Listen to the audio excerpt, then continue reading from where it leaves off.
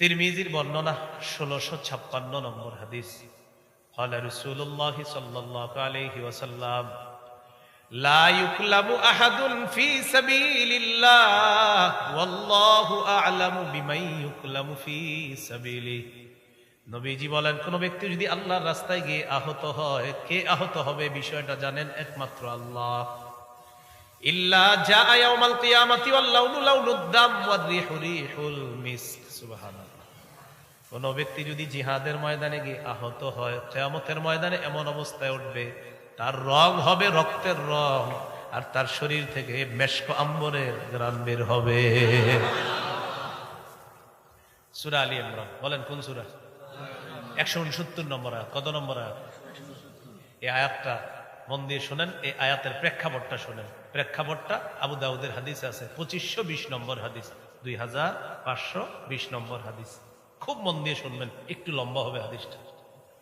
আব্দুল্লাহ ইবনে আব্বাস রাদিয়াল্লাহু তাআলা আনহুমার বর্ণনা, তিনি বলেন রাসূলুল্লাহ সাল্লাল্লাহু আলাইহি সাল্লাম বলেছেন, লাম্মা উসিবা ইখওয়ানুকুম বিউহুদিন জাআলাল্লাহু আরওয়াহাহুম ফি জাওফি তায়রিন খুদরিন। সুবহানাল্লাহ।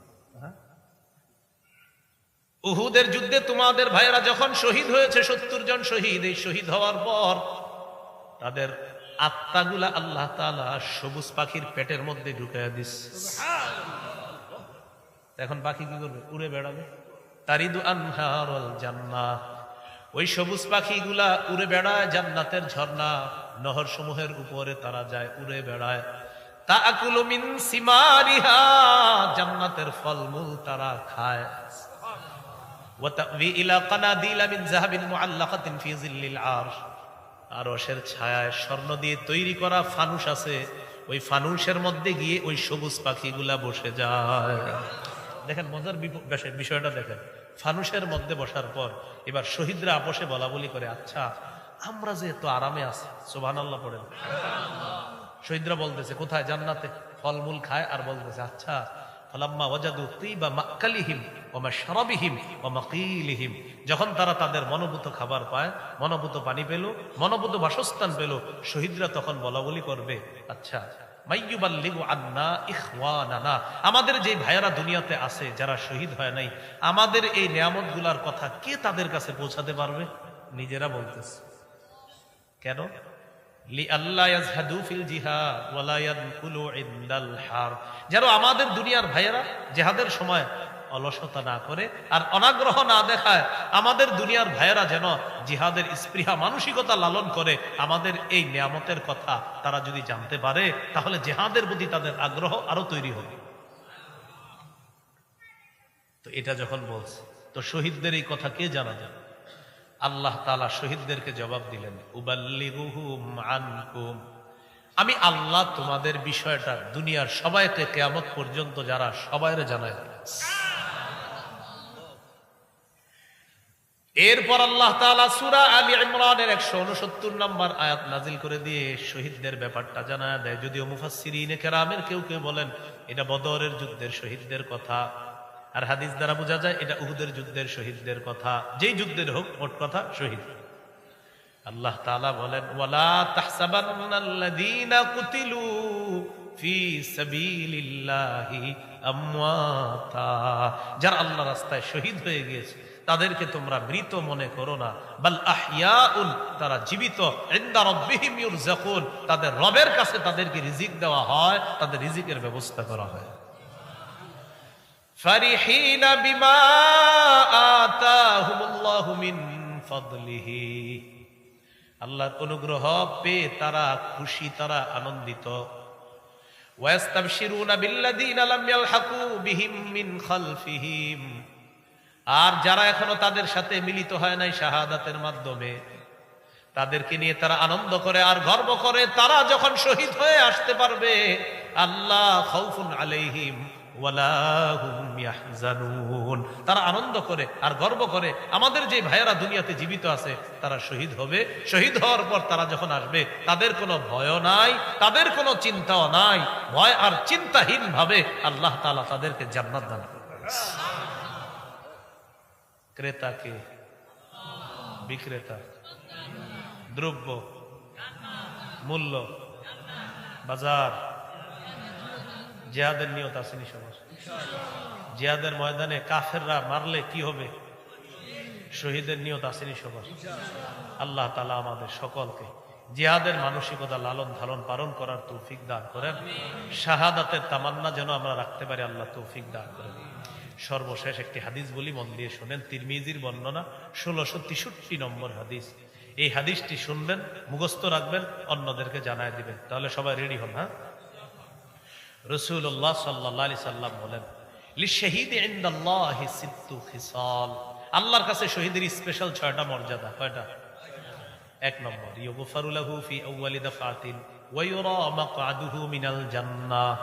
এই দেখেন, শহীদ হইতেছে, শহীদের প্রথম রক্তের ফোঁটাটা পড়তেছে। এই শহীদ হইতেছে, আমি শহীদ হইতেছি, রক্তের ফোঁটাটা পড়তেছে, তো আল্লাহ তো জানে শহীদ হবে। এই যে রক্তের প্রথম ফোঁটাটা পড়তেছে আর জান্নাতটা তাকে দেখানো হচ্ছে, আর সাথে সাথে তার আগের যা আছে সব মাফ করে দেওয়া হচ্ছে। এটা 1 নম্বর পুরস্কার শহীদের। 2 নম্বর, ওয়ায়ুজারু মিন আযাবিল কবরি। শহীদকে যখন আমরা দাফন করব, ইউজারু ইউজারু ইউজারু মিন আযাবিল কবরি, কবরের আযাব থেকে তাকে নিরাপত্তা দেওয়া হবে। 3 নম্বর, ওয়ায়ামানু মিনাল ফাজাইল আকবরি, কিয়ামতের ময়দানের বিভীষিকাময় অবস্থা, জাহান্নামের আযাব থেকে তাকে নিরাপত্তা দেওয়া হবে, সে নিরাপত্তা লাভ করবে।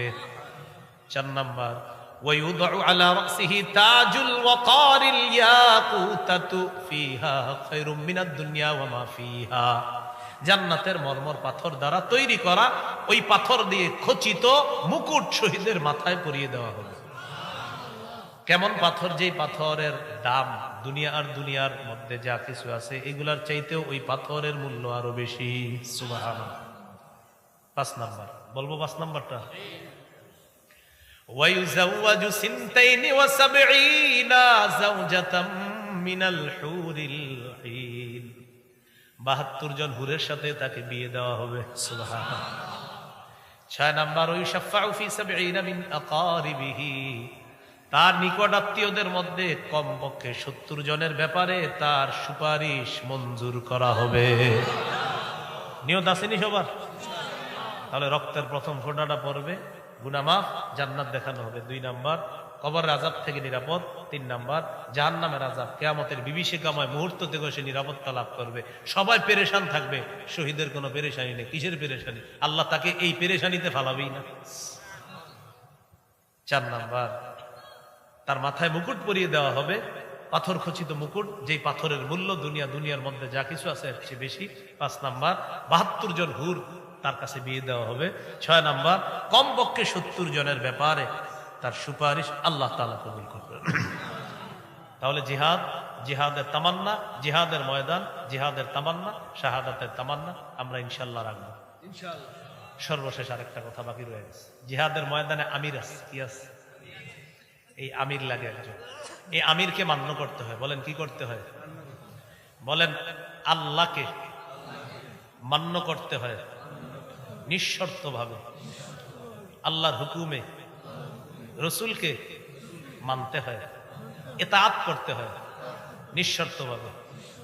আমিরের, শাসকের, দায়িত্বশীলের ইতাআত, আনুগত্য নিঃশর্তভাবে করা যাবে না, শর্ত লাগবে।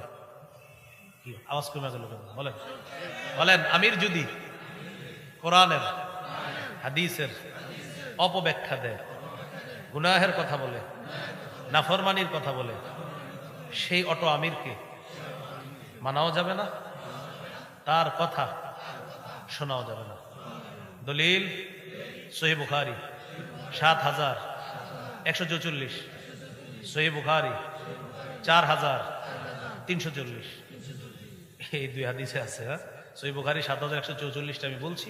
রাসূল বলেন, আস-সামউ ওয়াত তাআতু আলাল মারইল মুসলিমি ফীমা আহাব্বা ওয়া কারিহা মা লাম ইউমার বিমাসিয়া ফাইযা উমিরা বিমাসিয়াতিন ফালা সামআ ওয়ালা তাআতা।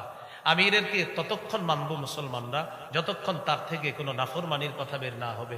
নাফরমানিমূলক কথা যদি বের হয়, কোরআন হাদিসের অপব্যাখ্যা যদি বের হয়, আর আলেমরা যদি সেই ভুল ধরিয়ে দেয়, সেই আমিরের কথা শোনাও যাবে না, মানাও যাবে না।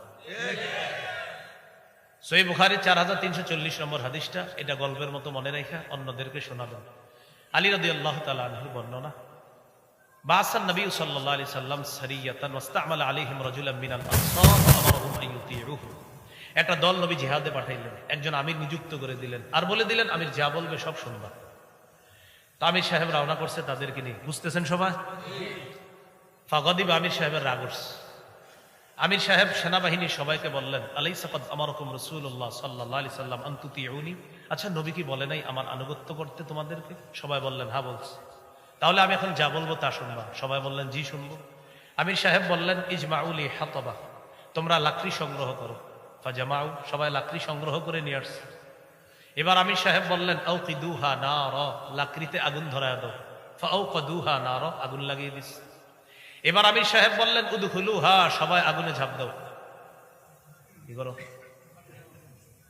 এটা কোনো কল্প কাহিনী না। সহিহ বুখারীর 4340 নম্বর হাদিস। মোট হাদিস সংখ্যা হবে 7563টা। কারো মোবাইলে হাদিসের অ্যাপস থাকলে এখনই খুলে মিলাম। আমির সাহেব বললেন নবী কি বলে নাই আমার কথা শুনতে? তো বলতেছে হ্যাঁ বলছে। লাকড়ি সংগ্রহ করো, করস। আগুন জ্বালাও, জ্বালাইস। এবার আগুনে ঝাঁপ দাও। ফাহাম্মু, সাহাবীরা রেডি আগুনে ঝাঁপ দিতে। সবাই রেডি হয়ে গেছে আগুনে ঝাঁপ দিবে, মানসিকভাবে প্রস্তুত। তো ঝাঁপ দেওয়ার সময় সাহাবীরা এমন করতেছে, এই এই আসলে ঝাঁপ দিব, এই আসলে একজন আরেকজন ফাজা আলা ইউমসিকু বাদুহুম বাদা ইয়াকুলুন, এই যে একজন আরেকজনের পাশাপাশি, এই আসলে কি ঝাঁপ দিমু? একজন আরেকজনে বলতেছে কেন?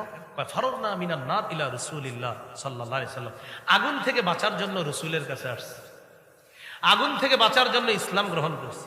সেই নবী আমির মানতে বলছে, এর মানে আগুনে ঝাঁপ দেওয়ার কথাও মানতে বলবে। কেমন জানি লাগতেছে বিষয়টা। সাহাবীদের মধ্যে এখন আগুনে ঝাঁপ দিব কি দিব না এই টেনশন চলতেছে। ইতিমধ্যে হাত্তা খামাদাতিন নার, আগুন নিভে গেছে। সুবহানাল্লাহ। ওয়া সাকানা গদবহু, আমির সাহেবের রাগও ঠান্ডা হয়ে গেছে। আলহামদুলিল্লাহ। শুধু আমাদের হযরত জিটটা নয়, 10 বছরও ঠান্ডা হইল না। কি ঠিক বলি আপনাকে, কথা বুঝেন, কথা বুঝার চেষ্টা করেন। এখন অনেকে মনে মনে বলতে হুজুর মনে হয় আমারে বলতেছে। তো আপনার মাঝে এই খারাপ গুণ থাকলে তো আপনারই বলতেছে। এখন অনেকে মনে মনে বলবে হুজুর মনে হয় অমুককে বলতেছে। অমুকের মধ্যে যদি এই খারাপই থাকে তো অমুককেই বলতেছে। সোজা হিসাব। আপনি কেন আপনার গায়ে নিচ্ছেন? বেদাতের ওয়াজ যদি করি, করার পরে যদি কেউ রাগ হয়ে যায় তো বুঝতে হবে উনি বেদাতি। এখন আমি কি বলছি কোন আমিরের কথা নির্দিষ্ট? তো বললাম কোন আমির এমন হলে তাকে মানা যাবে না। একজনের গায়ে নিয়ে নিল, এটা আমার আমিরকে বলতেছে, এর মানে আপনার আমিরের মাঝে ঝামেলা আছে। যদি থাকে আল্লাহর রাস্তায় ফিরে আনেন। আমরা আল্লাহর কাছে দোয়া করি সারা পৃথিবীর দাওয়াত ও তাবলীগের সাথী ভাইদেরকে কোরআন সুন্নাহর সঠিক কথাগুলা মেনে নিয়ে, কোরআন সুন্নাহর পতাকা দলে আলেমদের কথা মেনে নিয়ে এক হয়ে যাওয়ার তৌফিক দান। আমিন। আগুনে ঝাঁপ দেয়নি। ঘটনাটা নবীজির কাছে গেছে। যাওয়ার পরে নবীজি বললেন সর্বনাশ, লাউ দাখালুহা মা খারাজু মিনহা ইলা ইয়াউমিল কিয়ামা, যদি আমিরের কথা শুই না তারা আগুনে ঝাঁপ দিত, কিয়ামত পর্যন্ত আগুন থেকে বের হতে পারত। সহিহ বুখারীর বর্ণনা 3123 নম্বর হাদিস। عن أبي هريرة رضي الله تعالى عنه قال قال رسول الله صلى الله عليه وسلم تكفل الله لمن جاهد في سبيل الله لا يخرجه إلا الجهاد في سبيله وتصديق كلماته بأن يدخله الجنة أو يرجعه في مسكنه الذي خرج منه ما نال من أجر أو غنيمة। কোন ব্যক্তি যদি জিহাদে বের হয়, উদ্দেশ্য হলো শুধুমাত্র আল্লাহর রাস্তায় জিহাদ করার জন্যই সে বের হয়েছে, আর আল্লাহর কথাগুলো বিশ্বাস করেছে। আল্লাহ আপনি বলেছেন জিহাদ করলে এই ফজিলত, এই কারণেই আমি জিহাদে বের হয়েছি। নবীজি বলেন এই মুজাহিদের ব্যাপারে আল্লাহ তাআলা দায়িত্ব নিয়ে নেয়, হয়তো তাকে জান্নাতে প্রবেশ করাবেন, অন্যথায় তাকে গাজী বানায়া প্রচুর গনিমতের সম্পদ সহ তার বাসায় আল্লাহ তাকে ফিরিয়ে দিবেন। আল্লাহ দায়িত্ব। সহিহ মুসলিমের বর্ণনা 1878 নম্বর হাদিস। 1878। মাদ্রাসার পাঠ্যপুস্তক অনুসারে মোট হাদিস সংখ্যা হবে 3033টা। قال رسول الله صلى الله عليه وسلم مثل المجاهد في سبيل الله كمثل الصائم القائم القانت بآيات الله لا يفتر من صيام ولا صلاة। নবীজি বলেন কোন ব্যক্তি যদি আল্লাহর রাস্তায় জিহাদের উদ্দেশ্যে বের হয়, কোন ব্যক্তি নফল নামাজের মধ্যে দাঁড়িয়েছে, দাঁড়ানোর পর নফল নামাজের মধ্যে কোরআন তেলাওয়াত করতেছে অবিরত, নফল নামাজ ক্লান্ত হয় না, এই যে ক্লান্তিহীন রোজা রাখলো, ক্লান্তিহীন নফল নামাজ পড়লো, ক্লান্তিহীন কোরআন তেলাওয়াত করলো, তার যে সওয়াব, আল্লাহ নবী বলেন কোন ব্যক্তি জিহাদের ময়দানে যখন বের হয়, হাত্তা ইয়ারজিআল মুজাহিদু ফি সাবিলিল্লাহ, ওই ব্যক্তি জিহাদের ময়দান থেকে ফিরে আসার আগ পর্যন্ত তার আমল নামায় এই সওয়াব আল্লাহর পক্ষ থেকে জারি থাকে। জিহাদে বের হয়েছে কেউ, আমি আপনি নফল নামাজে আছি, নফল রোজায় আছি, নফল নামাজে কোরআন তেলাওয়াত, এক হলো নফল রোজা, আরেক হলো নামাজে আছি, আরেক হলো কোরআন তেলাওয়াত করতেছি, তাও আবার ক্লান্তিহীন অবিরত করতেছি। মুজাহিদ জিহাদের ময়দানে পা রাখছে, তার সওয়াব শুরু হয়ে গেছে। এই বলি আল্লাহ কথাগুলা বুঝার তৌফিক দান। আবু দাউদের হাদিস 1449 নম্বর হাদিস। এক সাহাবীর নাম আব্দুল্লাহ ইবনে হুবশিগিল খাসআমি রাদিয়াল্লাহু তাআলা, তিনি বলেন আন্না রাসূলুল্লাহ সাল্লাল্লাহু আলাইহি ওয়াসাল্লাম সুইলা আইয়ুল আমালি আফযালু ইয়া রাসূলুল্লাহ, রাসূলুল্লাহ সাল্লাল্লাহু আলাইহি সাল্লামকে জিজ্ঞাসা করা হলো, হুজুর আল্লাহর কাছে সবচেয়ে শ্রেষ্ঠ আমল কোনটা? নবীজি বললেন তুলুল কিয়াম, লম্বা সময় নামাজের মধ্যে দাঁড়িয়ে থাকা আল্লাহর কাছে সবচেয়ে শ্রেষ্ঠ আমল। এটা কি কাল শুরু হইতেছে? তাহাজ্জুদ নামাজে একটু দাঁড়ায় আল্লাহ, একটু বেশি সময় নামাজ পড়ার চেষ্টা করবেন। জোহরের সুন্নত 3.5 মিনিটে শেষ করে দিয়েন না, 4 রাকাত। কয় মিনিট? প্রথম 2 রাকাত তাড়াতাড়ি পড়ে, শেষের 2 রাকাত জামাত ধরার জন্য বুলেটের গতিতে পড়ে। পাশে যদি আপনি থাকেন দেখবেন উনি সুবহানা রব্বিয়াল আজিম এভাবে করে, সুবহানা রব্বিয়াল আজিমে সিন কয়বার? একবার। সুবহানা রব্বিয়াল আজিম পুরা বাক্যে সিন কয়বার? তাহলে সুপ সুপ সুপ 3 বার সু সু বলা মানে উনি 3 বার সুবহানা রব্বিয়াল আজিম বলেছে।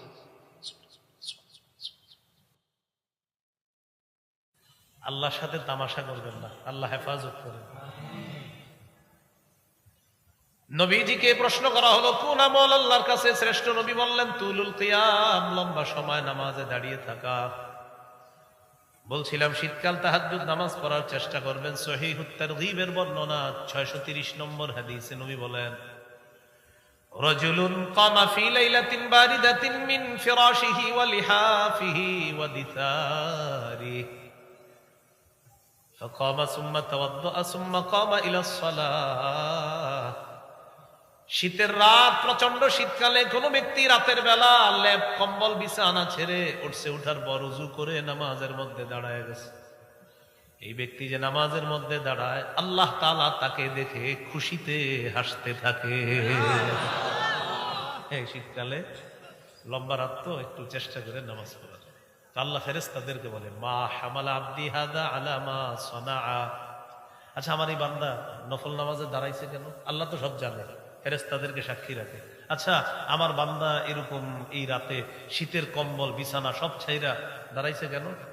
ফেরেশতারা বলে আল্লাহ রাজা মা ইনদাক ওয়া শাফকাতাম মিম্মা ইনদাক, আপনার কাছ থেকে সওয়াব পাওয়ার আশায় আর আপনার আযাবের ভয়ে। দা ভাই একটু আওয়াজ কমান, আওয়াজ কমান, ভাইজান একটু আওয়াজ কমান, চারদিকের আওয়াজ কমান। রাজা আমা ইনদাক, আপনার কাছ থেকে প্রতিদান পাওয়ার আশায়, আর হলো আপনার কাছ থেকে আযাবের ভয় থেকে বাঁচার জন্য। আল্লাহ তাআলা বলেন আ'তাইতুহু মা রাজা, সে যে আশায় দাঁড়িয়েছে দিয়ে দিলাম। ওয়া আম্মানতুহু মিম্মা ইয়াখাফ, যে ভয়ে দাঁড়িয়েছে সেই ভয় থেকে তাকে আমি আল্লাহ নিরাপত্তা দান করলাম। করা যাবে না একটু তাহাজ্জুদ? নবীকে প্রশ্ন করলেন কোন আমল শ্রেষ্ঠ? আল্লাহ নবী বললেন তুলুল কিয়াম, লম্বা সময় নামাজের মধ্যে দাঁড়িয়ে থাকা। এরপর প্রশ্ন করলেন ফাইয়ুস সাদাকাতি আফযালু ইয়া রাসূলুল্লাহ, হুজুর কোন সদকা সবচেয়ে শ্রেষ্ঠ? নবীজি বললেন জাহদুল মুকিল্লি, পরিশ্রম করে কষ্টার্জিত যে সম্পদ। ওই যে সভাপতি সাহেব বললেন কষ্টার্জিত অনুদান আপনারা দেন, ঠিক না? নবীজি বলেন কষ্টার্জিত সম্পদ থেকে কোনো ব্যক্তি যদি খরচ করে, দান করে, সদকা করে, এই সদকা, এই দান আল্লাহর কাছে শ্রেষ্ঠ দান হিসাবে গণ্য হয়ে যায়। বলেন কষ্টার্জিত উপার্জন, এটা থেকে সামান্য হলেও আমরা দান করবো ইনশাআল্লাহ। প্রতি মাসে যখন বেতনটা পাবেন, আপনি যারে পারেন, আপনার নিকটাত্মীয় গরিব কেউ আছে, আপনি তাকে কিছু সৎকা করে দেন, এতে ডাবল সওয়াব হবে। এক তো রক্তের সম্পর্ক রক্ষা করার সওয়াব, আর একটা হলো দান করার সওয়াব। তো আপনি তো জানেন আপনার পরিবারের বা আপনার কোন সদস্যগুলা খুব অসহায়, অনাথ, তা আপনি তার পাশে দাঁড়াইলেন যে প্রতি মাসে আমি, আল্লাহ আমার যে ইনকামটা দেয়, আমি কষ্ট করে এটা করি। আপনি রিক্সা চালান, আপনি অটো চালান, আপনি পান দোকানদারি করেন, আপনি হাতের কাজ করেন, প্রচুর কষ্ট করে আপনি টাকা কামাই করেন। তো আমার নবী বলছে, কষ্টার্জিত উপার্জন থেকে যারা সৎকা করবে, এই সৎকাটা আল্লাহর কাছে শ্রেষ্ঠ সৎকা, শ্রেষ্ঠ দান হিসাবে গণ্য হবে। সাহাবী প্রশ্ন করলেন, ফাআইয়ুল হিজরাতি ইয়া রাসূলুল্লাহ, ফাআইয়ুল হিজরাতি আফযালু ইয়া রাসূলুল্লাহ, ইয়া রাসূলুল্লাহ, আল্লাহর কাছে কোন হিজরত সবচাইতে শ্রেষ্ঠ আপনার কাছে জানতে চাই। নবী জবাব দিলেন, মান হাজারা মা হারামাল্লাহু আলাইহি, আল্লাহ যা হারাম করেছেন এই হারাম থেকে যারা বেঁচে থাকবে। আজকে আপনি রাস্তা দিয়ে হাঁটতেছেন, একজন নারীকে দেখলেন যাকে দেখা আপনার জন্য হারাম, আপনি নিচের দিকে নজরটা নামাইলেন। এই যে নজর আপনি নিচের দিকে করলেন, হারাম জিনিস থেকে বাঁচলেন। আল্লাহ নবী বলেন, তোমার এই নিষিদ্ধ জিনিস থেকে বেঁচে থাকাটা আল্লাহর কাছে শ্রেষ্ঠ হিজরত হিসাবে গণ্য হয়ে যায়। তাহলে হারাম থেকে বাঁচবে, বলেন ইনশাআল্লাহ। এরপর প্রশ্ন করলেন, ফাআইয়ুল জিহাদি আফযালু ইয়া রাসূলুল্লাহ, হুজুর আল্লাহর কাছে সবচেয়ে শ্রেষ্ঠ জিহাদ কোনটা? নবীজি বললেন, মান জাহাদাল মুশরিকিনা বিমালিহি ওয়া নাফসিহি, যে ব্যক্তি নিজের জান মাল নিয়ে মুশরিকদের বিরুদ্ধে লড়াই করে, এটা আল্লাহর কাছে শ্রেষ্ঠ জিহাদ বলে গণ্য হয়ে যায়। তৈরি হন, মুশরিকরা আমাদেরকে খুব ডিস্টার্ব করতেছে, যারা শিরিক করে তারা খুব ডিস্টার্ব করতেছে। আল্লাহ তাআলা বলেন, লা তাজিদান্না আশাদ্দান নাসি আদাওয়াতাল লিল্লাযিনা আমানুল ইয়াহুদা ওয়াল্লাযিনা আশরাকু। নবী, মুমিনদের সবচাইতে কঠিন শত্রু পাবেন ইহুদি এবং মুশরিক, যারা শিরিক করে তাদেরকে। বাস্তবিকই যারা শিরিক করে তারা আমাদের সবচেয়ে কঠিন দুশমন। এই জাতি না বুঝলে আগামী 50 বছরে এই সুযোগ আর আসবে না। বিশেষ করে ইসলামী দলগুলার সামনে আল্লাহ যে সুযোগ তৈরি করে দিছে, গুতাগুতি বাদ না দিয়ে যদি এখন এই সুযোগ কাজে না লাগানো যায়, আমি তো বলে দিলাম, ছোট মানুষ, কম বয়সী, 50 বছরে এই সুযোগ আর পাওয়া যাবে। কাজে লাগাতে হবে, সুযোগ আসবে না, কাজে লাগাতে।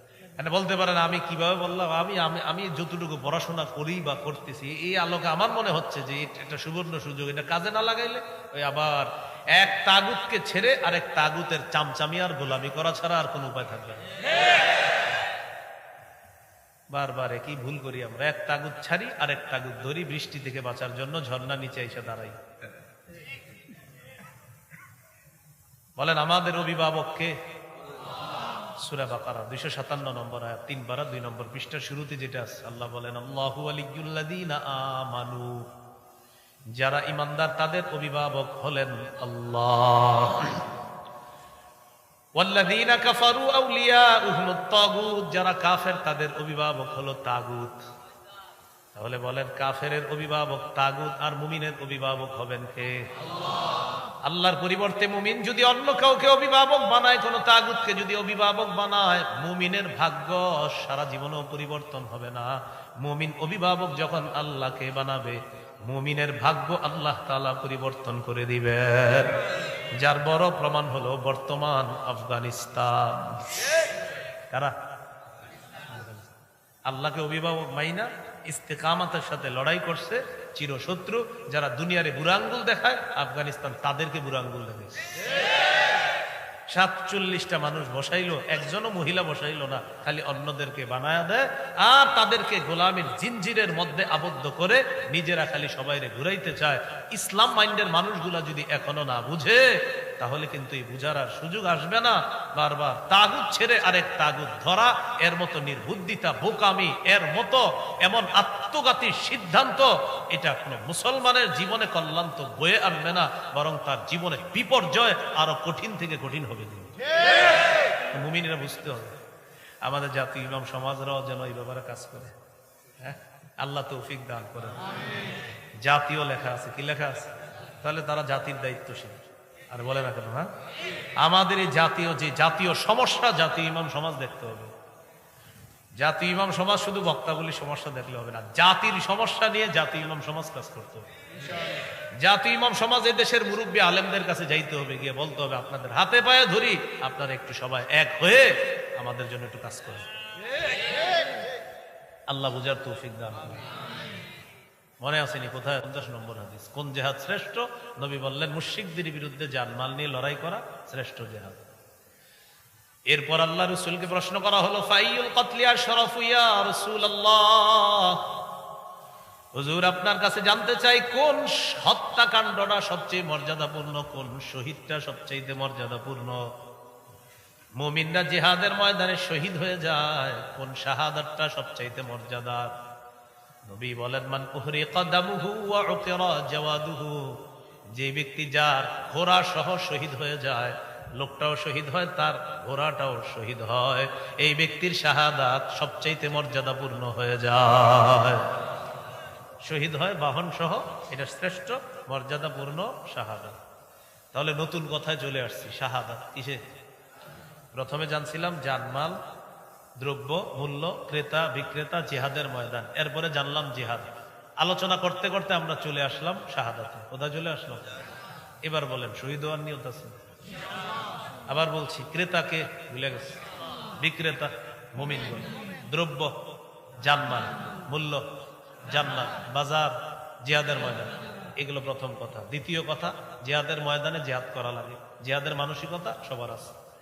3 নাম্বার কথা চলে আসলাম আমরা, যে জিহাদের ময়দানে শহীদের মর্যাদাও পাওয়া যায়, শাহাদাতের মর্যাদা পাওয়া যায়। শহীদের নিয়ত আসেনি সবার?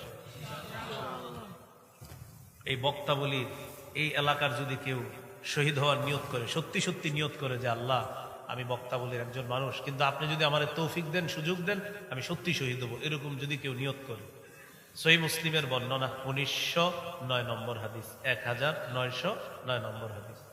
قال رسول الله صلى الله عليه وسلم من سأل الله الشهادة بصدق بلغه الله منازل الشهداء وإن مات على فراشه।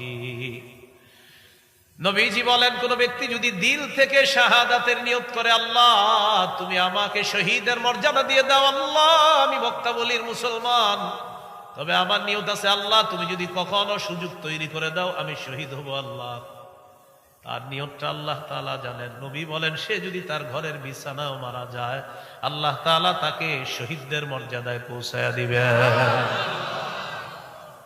নিয়ত আছে তো সবার? তিরমিজির বর্ণনা 1655 নম্বর হাদিস।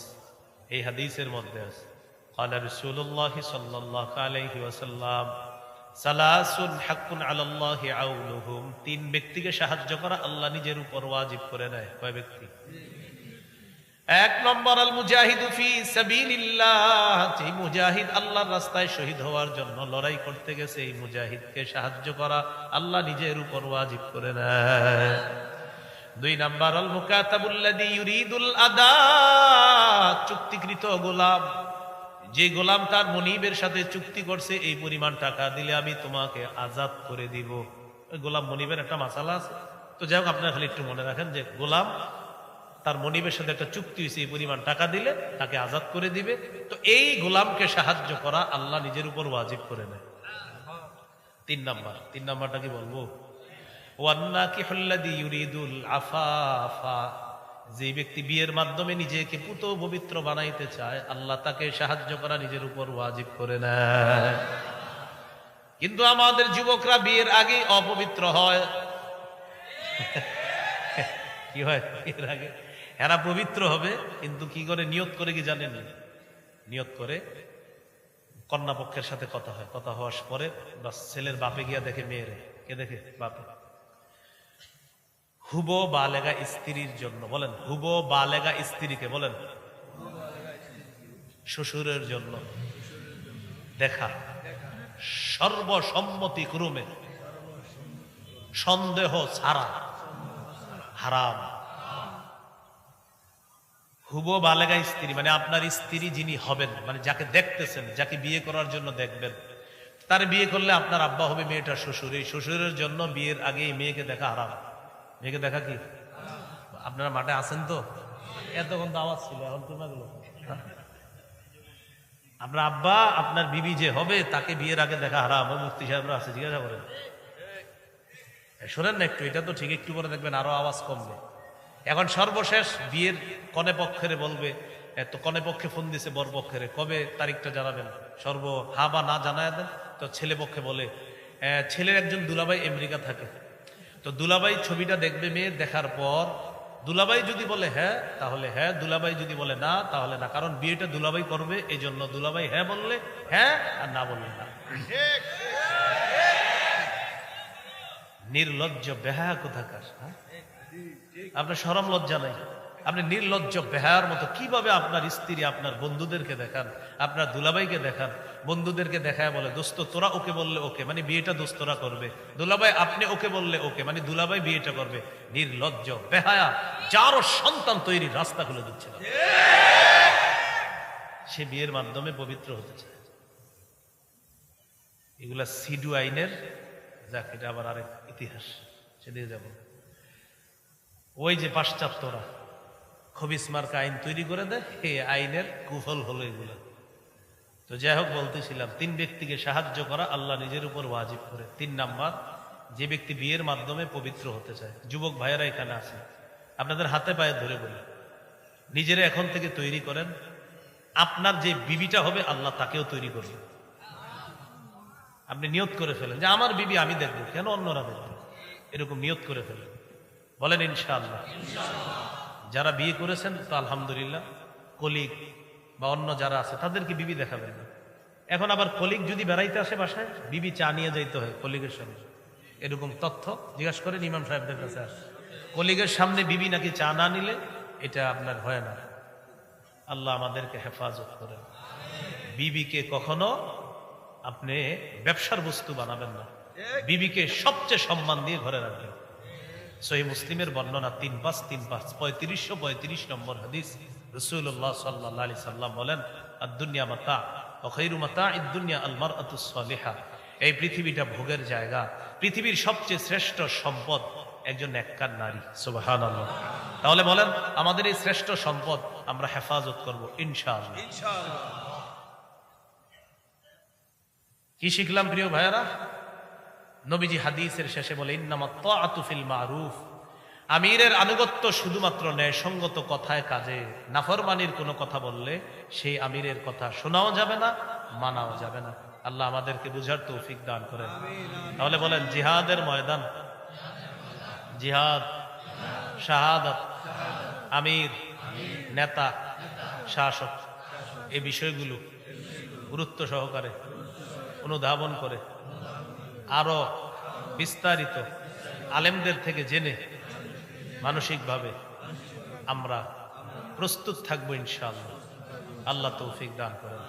সুবহানাল্লাহি ওয়া বিহামদিহি, সুবহানাকাল্লাহুম্মা ওয়া বিহামদিক, আশহাদু আল্লা ইলাহা ইল্লা আনতা, আস্তাগফিরুকা ওয়া আতুবু ইলাইক। আলহামদুলিল্লাহি রাব্বিল আলামিন, ওয়াল আকিবাতু লিল মুত্তাকিন, ওয়াসসালাতু ওয়াসসালামু আলা সাইয়্যিদিল আমবিয়া ওয়াল মুরসালিন ওয়া আলা আলিহি ওয়া আসহাবিহি আজমাইন। রব্বানা যালামনা আনফুসানা ওয়া ইল্লাম তাগফির লানা ওয়া তারহামনা লানাকুনান্না মিনাল খাসিরিন। রব্বিরহামহুমা কামা রাব্বায়ানি সগীরা, রব্বিরহামহুমা কামা রাব্বায়ানি সগীরা, রব্বিরহামহুমা কামা রাব্বায়ানি সগীরা। মাবুদ মেহেরবান মাওলা, আল্লাহ এই সুন্দর মজমা, এই সুন্দর মাহফিলকে আপনি কবুল করে নেন।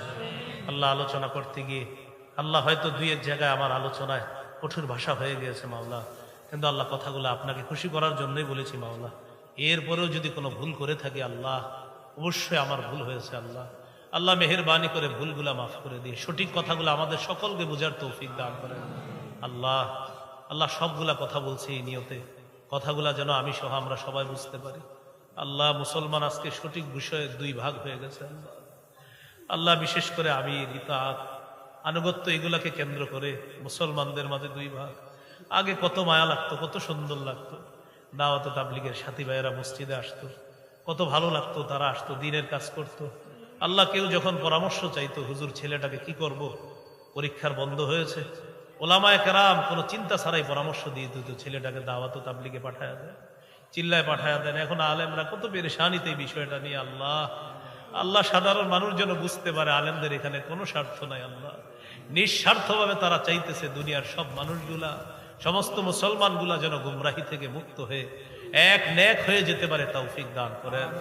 আল্লাহ আমাদের এই দোয়া আপনি কবুল করে নেন। আল্লাহ আজকে একজনের পিতা মারা গিয়েছে মাওলা, আল্লাহ মেহেরবানি করে তিনি সহ আরো যারা কবরে আছে তাদের কবরগুলা জান্নাতের বাগান বানায় দেন। আল্লাহ একজন আলেমে দিন, এই জাতীয় ইমাম সমাজ যারা আছে বক্তা বলি তাদের সাথে মিলেমিশে কত চলাফেরা করছে, উঠা বসা করছে। আল্লাহ কিডনি রোগে আক্রান্ত হয়ে তিনি ইন্তেকাল করেছে মাওলা। আল্লাহ মেহেরবানি করে আমরা সবাই আপনার কাছে বলতেছি মাওলা তার কবরটা জান্নাতের বাগান বানায় দেন। আল্লাহ আমাদের দোয়া আপনি কবুল করেন। আল্লাহ এই মাহফিলটা কেন্দ্র করে যুবক নারী পুরুষ সকলকে পাঁচ ওয়াক্ত নামাজি বানায় দেন। আল্লাহ আমার আগে মুরব্বী ওলামায়ে কেরামগণ আলোচনা করছে, বিশেষ করে নারায়ণগঞ্জের সিংহ পুরুষ আল্লামা আব্দুল আউয়াল দামাত বরকাতুহুল আলিয়া, আল্লাহ হযরত সহ আরো মুরব্বী ওলামায়ে কেরাম কথা বলেছে মাওলা। আল্লাহ প্রথম কথা হলো আমাদের এই মুরব্বীদের হায়াতে আপনি বরকত দিয়ে দেন। আল্লাহ আল্লাহ একের পর এক মুরব্বীরা চলে যাচ্ছে, নিজেদেরকে এতিম মনে হচ্ছে। আল্লাহ আল্লাহ গত 2-3 বছরে আমাদের দেশের বড় বড় আলেমরা চলে গেছে। আল্লাহ শাইখুল ইসলাম আল্লামা আহমদ শফি রহমতুল্লাহ আলাইহির মাধ্যমে শুরু হয়েছে, এরপর একে একে আমরা মুরব্বীদেরকে হারাইছি।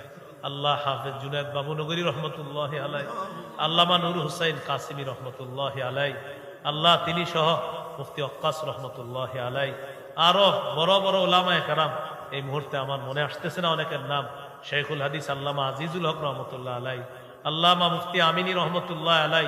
আল্লাহ যাদের নামগুলাই ছিল বাতিলের আতঙ্কের এক একটা নাম, আল্লাহ আগে তারা একটা নাম, তাদের যখন নাম আমরা কোনো পোস্টারে দেখতাম কত হিম্মত বেড়ে যেত আমাদের। আল্লাহ আল্লাহ আমরা এখন এতিম হয়ে গিয়েছি মাওলা, 90% মুসলমানের দেশ। এরপরেও বেঈমানরা আমাদের উপর হুকুমত চালাইতে চায় মাওলা। আল্লাহ আমাদের দেশে আল্লাহ ওমরে ফারুকের মতো একজন তৈরি করে দেন। আল্লাহ এমন একজন তৈরি করে দেন। আল্লাহ ইসলামী দলগুলোকে খুব দ্রুত এক হওয়ার একটা ব্যবস্থা আপনি করে দেন। আল্লাহ খুব দ্রুত এক হওয়ার ব্যবস্থা করে দেন। আল্লাহ খুব দ্রুত এক হওয়ার ব্যবস্থা করে দেন। আল্লাহ এই সুযোগটা যেন গ্রহণ করতে পারি তৌফিক দান করেন।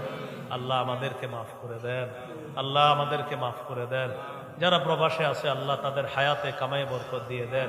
আল্লাহ এখানে যারা আছে, কেউ রিক্সা চালায়, অটো চালায়, দোকানদারি করে, কেউ গার্মেন্টসে চাকরি করে, কেউ চাকরিজীবী, কেউ পেশাজীবী, কেউ ব্যবসায়ী, আল্লাহ যে যে পেশায় আছে প্রত্যেকের হালাল পেশায় বরকত দিয়ে দেন।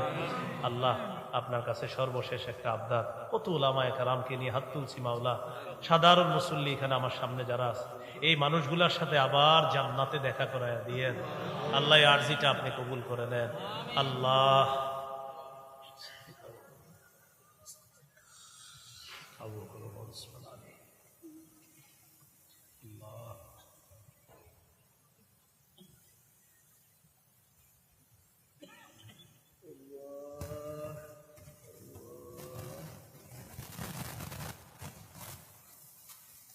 আল্লাহ সেহের জাদু টোনা থেকে উলামায়ে কেরামকে আপনি হেফাজত করেন, জাতি এবং সমাজকে আপনি কবুল করেন। তাদের যে কাজগুলো আছে, মেহনতগুলো আছে, আত্মমানবতার সেবা সহ জাতীয় পর্যায়ে যেন তারা অবদান রাখতে পারে তৌফিক দান করেন।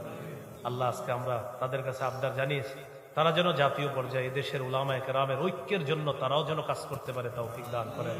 আমাদের দোয়া আপনি কবুল করেন। রব্বানা তাকাব্বাল মিন্না ইন্নাকা আনতাস সামিউল আলিম ওয়া তুব আলাইনা ইন্নাকা আনতাত তাওয়াবুর রহিম। সাল্লাল্লাহু তাআলা আলা খাইরি খালকিহি মুহাম্মদ ওয়া আলা আলিহি ওয়া আসহাবিহি আজমাইন। সুবহানা রাব্বিকা রাব্বিল ইজ্জাতি আম্মা ইয়াসিফুন ওয়া সালামুন আলাল মুরসালিন। আলহামদুলিল্লাহি রাব্বিল আলামিন।